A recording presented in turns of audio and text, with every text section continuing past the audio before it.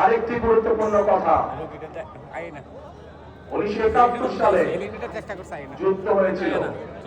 এখানে যারা ইয়াং আছেন তারা আপনারা, তরুণ যুবক যারা আছেন তারা আপনারা বইয়ে খাতায় পড়েছেন, মুরব্বী যারা আছেন, আমাদের বয়সী যারা আছেন তারা দেখেছেন বা জানেন সেই যুদ্ধে দেশের স্বাধীনতা অর্জিত হয়েছিল। সেই যুদ্ধে বহু মানুষ শহীদ হয়েছে।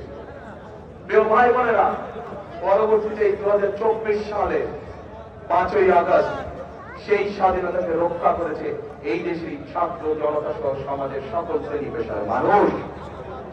প্রিয় ভাই বোনেরা, সে 71 সালে যুদ্ধই হোক, 24-এর আন্দোলনই হোক, কে পাহাড়ি মানুষ, কে সমতলের মানুষ, কে নৃগোষ্ঠী মানুষ অথবা কে বৃহৎ জনগোষ্ঠীর মানুষ,